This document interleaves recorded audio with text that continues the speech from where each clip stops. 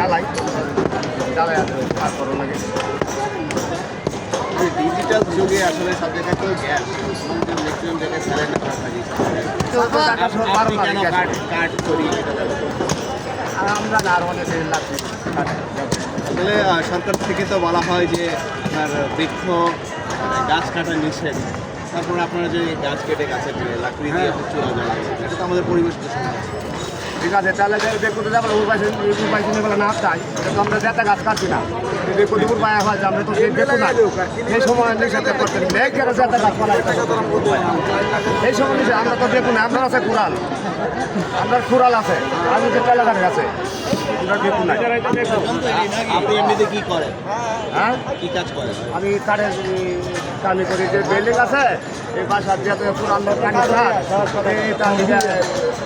হাতে কিনে আনি টাকা এই কাঠে নিয়ে পুরান কাঠের ব্যবসা আমি পেশা কিনাও করি, নিজের ব্যবহার জ্বালাই আমার। আপনি যেই জায়গাটায় আসছেন এই জায়গাটার নাম জানেন? নাম জানি 32 নম্বরে মানুষ কেন আসে?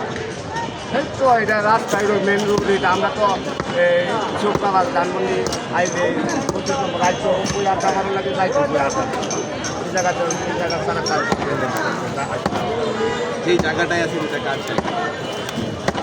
এই তখন করে যেতাম না কার জায়গায়, আমি কি বুঝি কাগজের মাটি মাপা হইল কাগজ, এটা আমি কার জায়গা কই আমি এটা হয়তো এটা জাদুঘর আছেন, এটা খুব গরিব অবস্থা করতো জাদুঘর আছে, সে একদম বাস্তবিক করতো।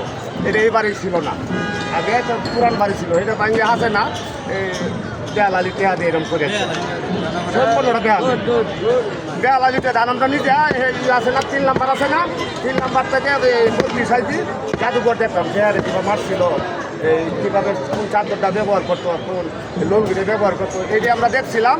পরে এই হাসেনা তো সম্পূর্ণ শেষ করেছে, এই বাড়িঘর সম্পূর্ণ করছে দেয়ালালি করছে।